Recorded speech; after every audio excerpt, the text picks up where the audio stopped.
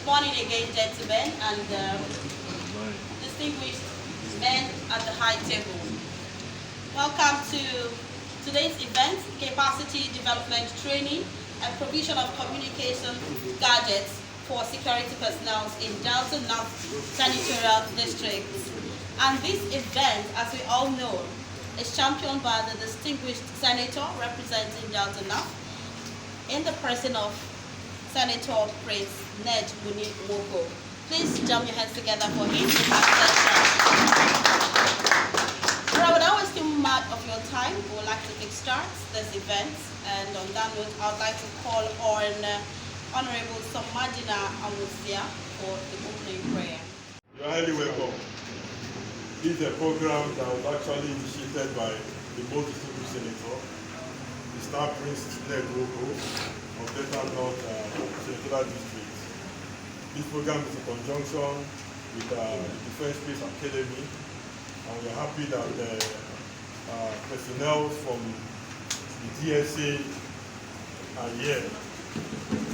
Already, I'm supposed to stand on the already established protocol and it's initiated by the MC of this program.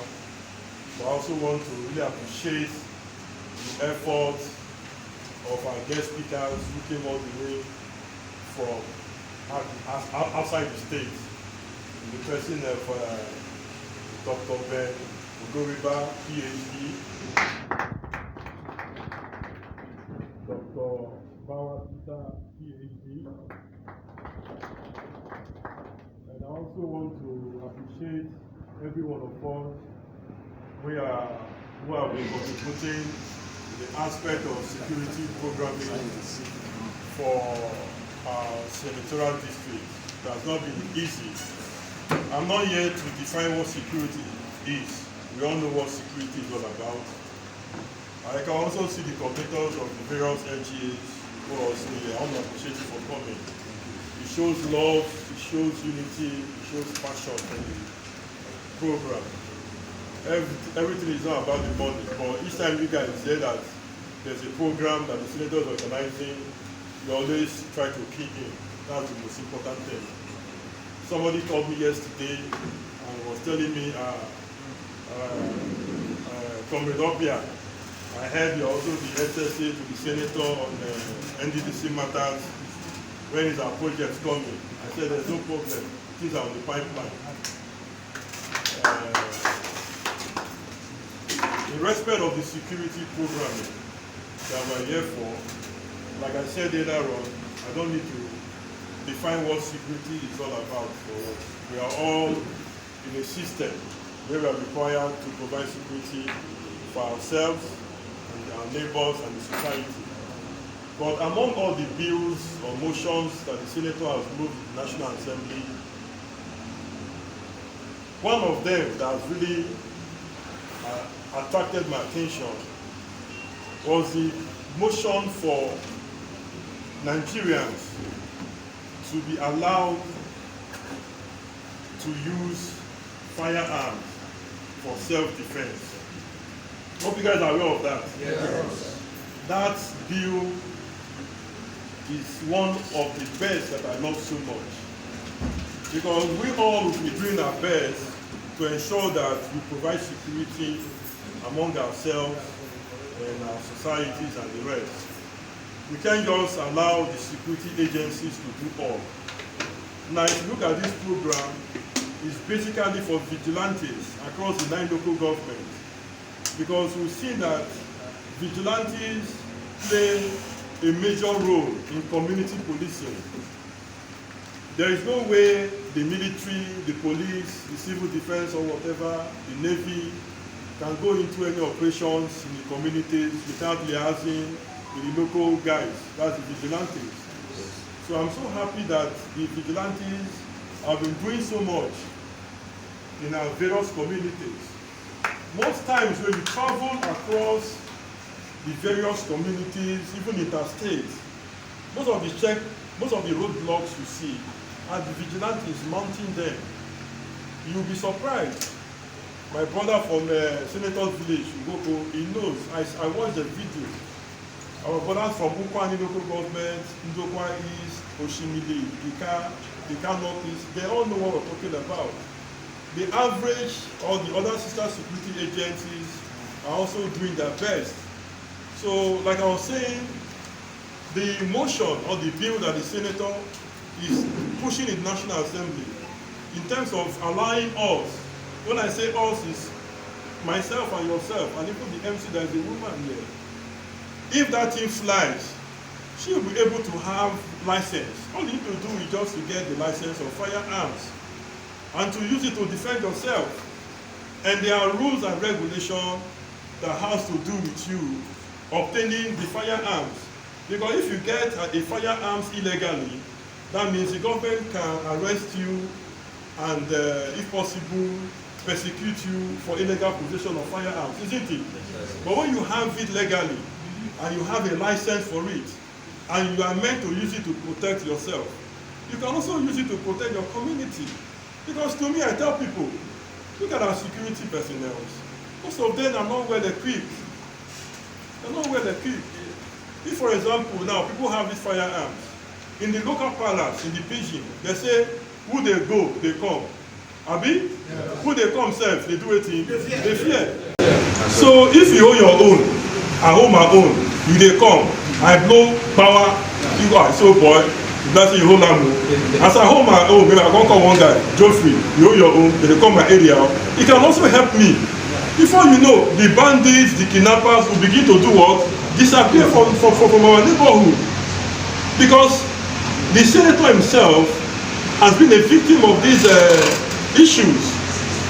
His legislative aide in Abuja was kidnapped some time ago in Abuja, and with among other persons, and the legislative aide unfortunately lost his life. If that legislative aide had a firearm, I don't think those people would have been able to carry him away from his house. Because if you ask, we are all men here. We've seen even women who have firearms. When you have the firearms, there's a courage it gives to you. You are protected. Even your uniform that you wear, you are kitted. There's a confidence it gives to you that you're a security personnel. And there's a respect that it gives to you. So, having said that, I don't want to waste much of your time. I want to use the opportunity to appreciate you all for coming. And as we declare this program open on behalf of the most distinguished Senator NWOKO, I pray and I hope that as we all make our points, it will flow well and we'll go back home with collective ideas and decisions. Thank you and God bless. Okay, thank you, sir. Well, I stand on the protocol. I welcome the entire participants today. Like we say, based on the present situation in this country, the rate in which crime has increased since 1999,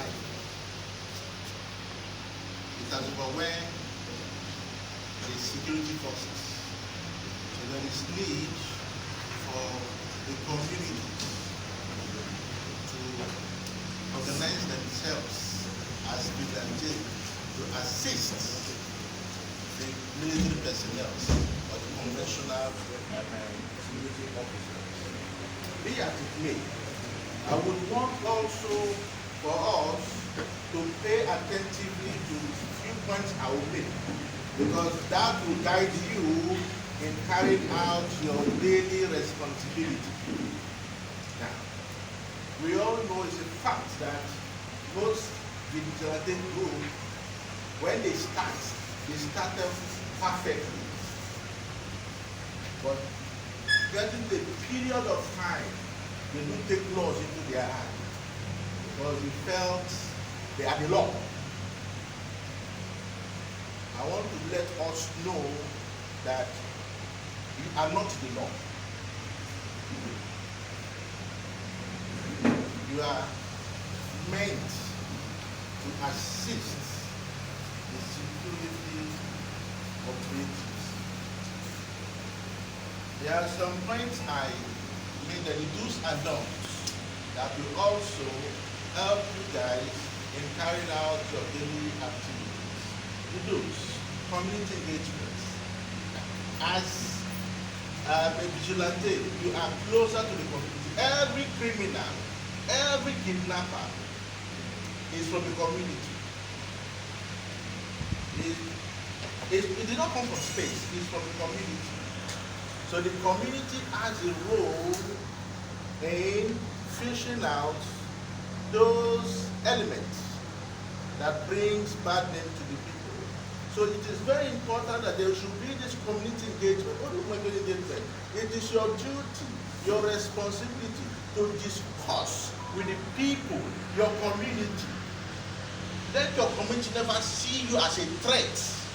Because when they perceive that you, that are meant to, protect them, becomes their terror, they will shy away from you completely.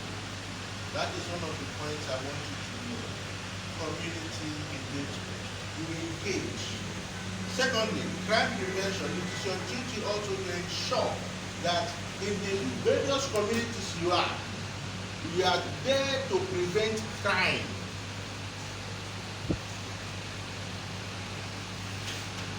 Thirdly, sharing information, which is very important because you guys are not the regular personnel.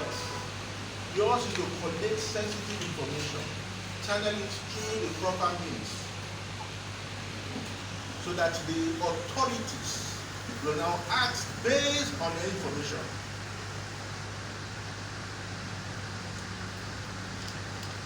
Conflict resolution, which is key in any community. You guys should learn to tolerate, accept, and resolve minor issues within your confines. By doing so, it will not escalate. When it gets to a point that you guys cannot handle it, it is advisable that you channel the problem through the legal means by sending them to the police, which are the primary responsibility. Those are the primary responsibility of the police. They have to investigate and do any other thing relating to any form of crime or civil disobedience.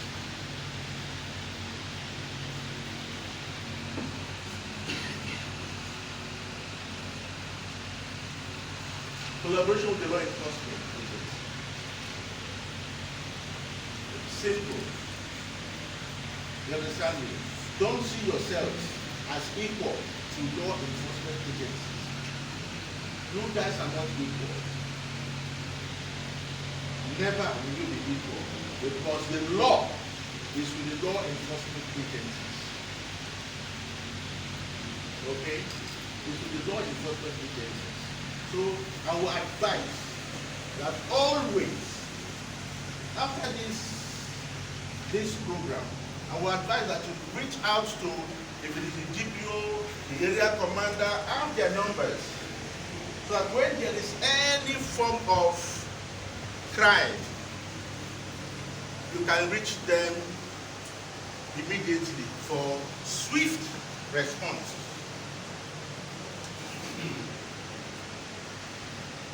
You're done. There are some things you are not supposed to do, which most vigilante group does. Like this one in Port Harcourt, they call them horseback. Now, for facts, in Port Harcourt, what this horseback does is that people hire them when there is conflict between two individuals. They became the law, collecting monies and intimidating the other, vandalizing people's properties. Please, we should desist from that. Better I use small group in the game. People are not disrupting property. It's a crime. Being a vigilante member does not give you the right to disrupt people's property. Never. You understand me? Never. Another issue is hunting down of suspects. For instance, you find out that an individual is from community A, he does a crime, escapes to community B, which is far from a community B substation.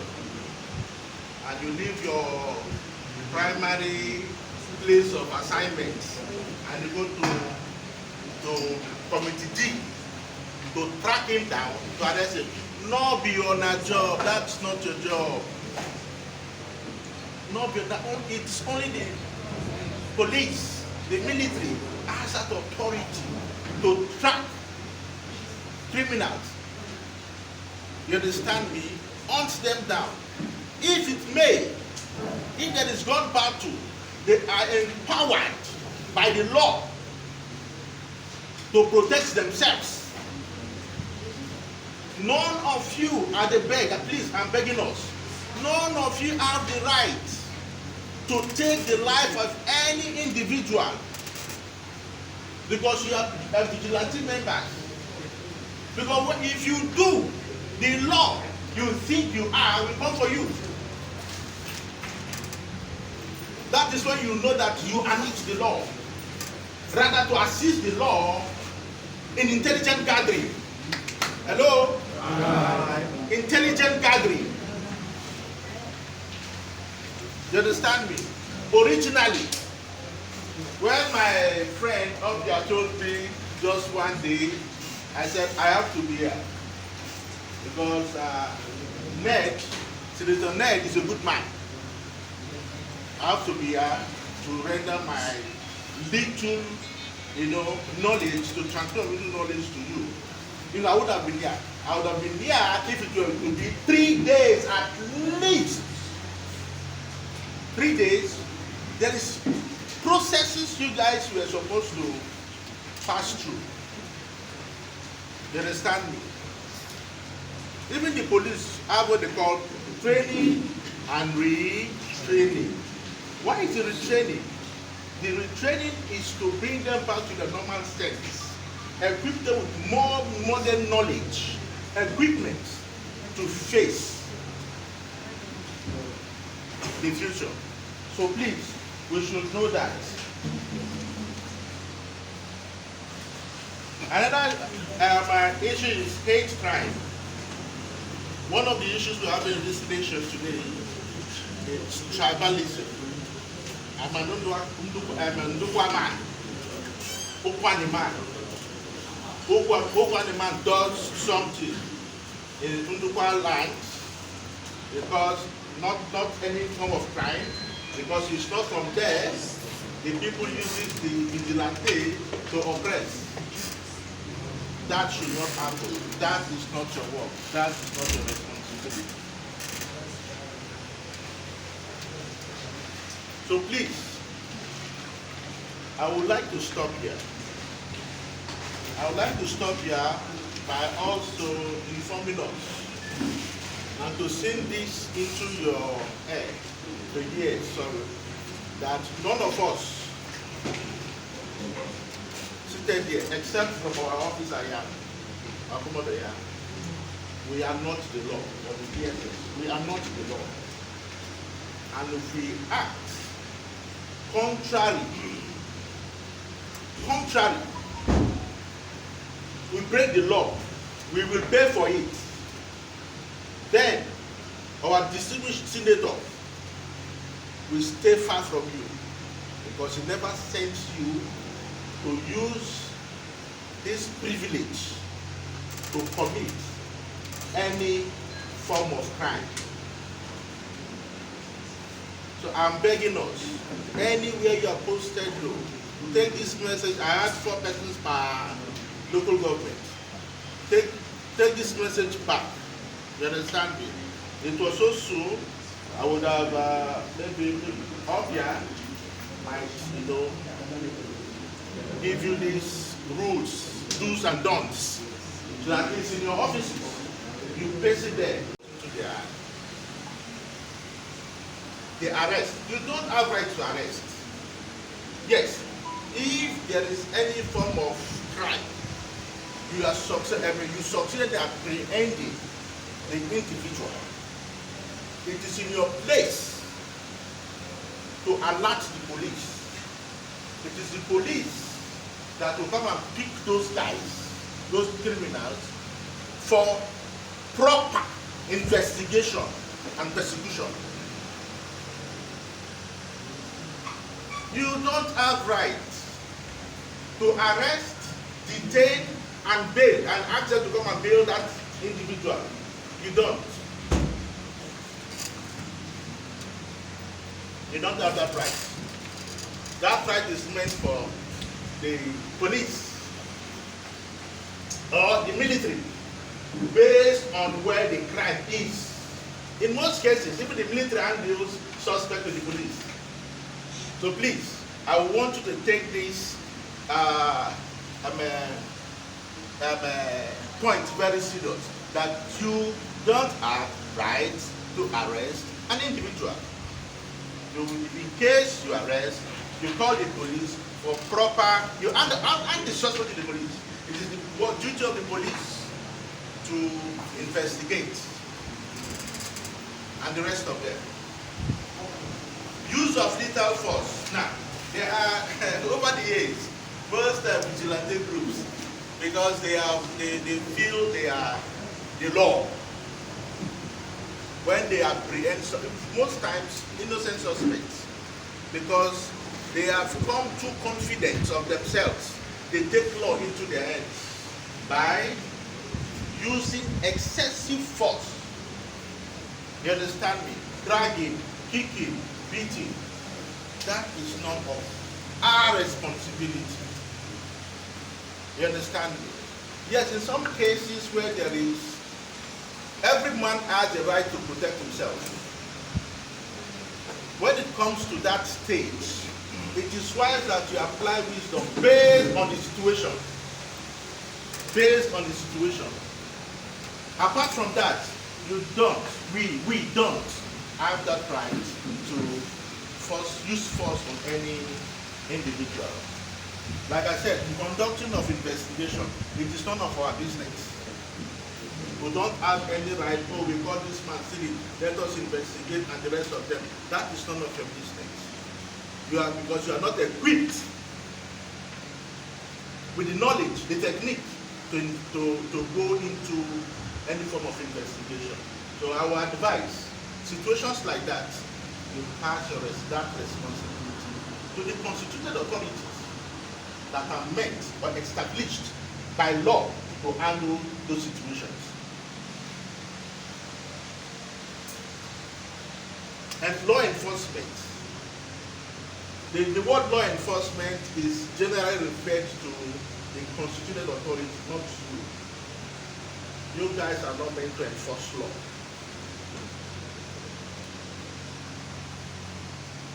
You guys are not meant to enforce law. Rather, like I said, assist the authorities in making the job of the authorities easier. Presently, there is this issue of internet, where every Nigerian wants to, when there is any form of incident or crime, you will see cameras everywhere recording. Sometimes you are not aware if that man is an innocent man or not. Now, that is a very serious crime. We might not know, but it's a very serious crime whereby violating someone's privacy by recording, establishing it on social media. You understand me? We should try at all costs to make sure that we control ourselves when it comes to issues of the internet. The internet is worldwide. What you post online today, that day people will even view it in years. In Canada, far back at Australia, they view it. So please, we should take note of that. Defense Peace Academy is Defense Space Administration. Okay, administration. Thank you. So, good morning. Permit me to stand on the already existing protocol. As she earlier mentioned, I'm Captain Navy Captain CJ10, and I'm representing the Defense Space Administration in collaboration with distinguished Senator NWOKO.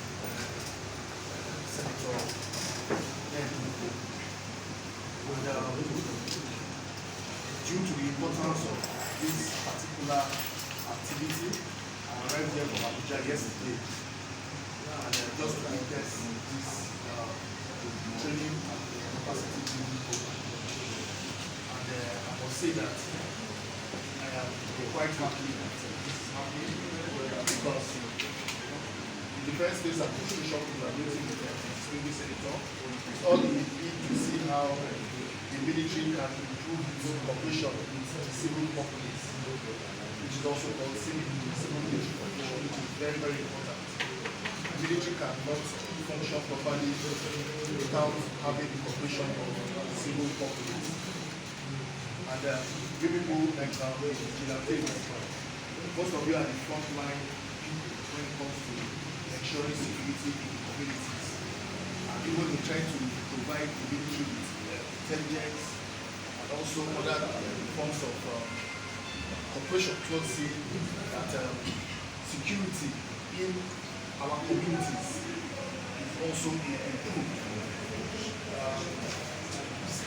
I think the Defense Space Administration thought it right that collaborating with the Senator towards improving the security situation in the Delta North Senatorial District is very, very key. Because, as you are aware, we have a lot of military establishments in Delta State. For example, we have even the Defense Space Association has the school at Barwa. So, at least after doing something here in Delta, but we also going to go down towards that area also. And then, as you know, we have naval bases, we even have the military establishment here in Asaba. So, all these things that we're doing are ways towards trying to see how our communities are safer, and also trying to see how we can improve security. So that is, security starts from the communities to the larger picture. So I want to also thank the distinguished senator for coming up with this laudable initiative, because it's actually very, very good in order to take the cue from this. I'm sure to go a long way to actually improving the security situation in Nigeria as a whole. So I want to urge you all who have come for this training to take it serious and also listen very attentively and at least pick one or two things from this capacity building program, because it is going to go a long way to helping whatever you do in daily activities as a humanitarian or just in normal security or civilian.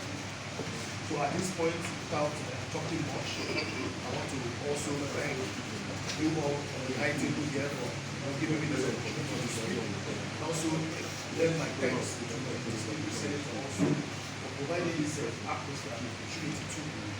And at this point, I say well done to everybody, and I wish you a successful training program. Thank you.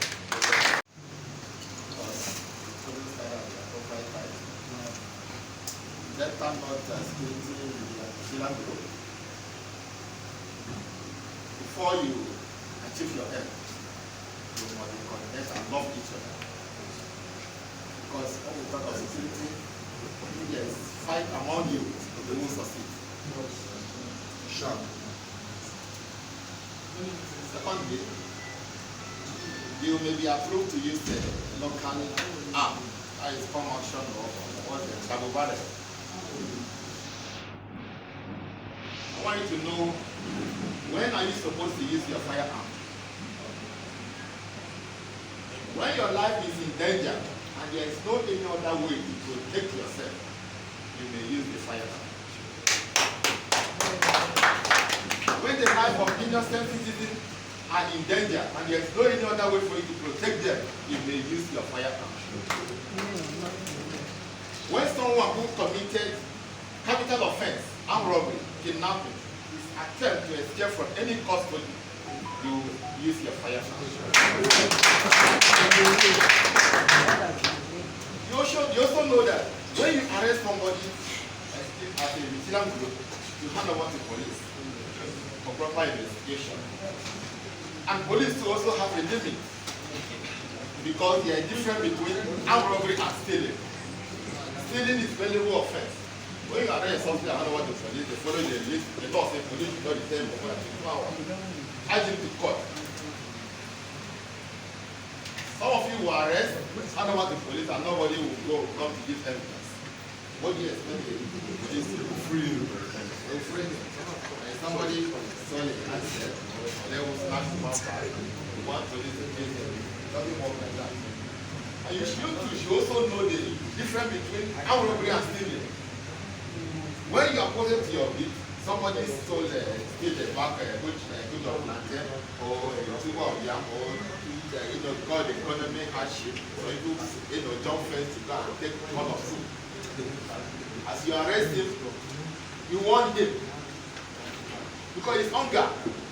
Yeah, he's committed an offense in line with the law, but the law also says you can use your description. But if somebody carry gun, shoot somebody armed robbery, or a chain fire with him, nobody will say you take the gun into your hand. But if somebody can be stealing, let's see my hand over. Don't even caution him. Because some of you caution carry start beating the person. You understand what I'm saying? So please, I don't want to take much of your time. Love yourself and protect yourself before you protect other people. Thank you.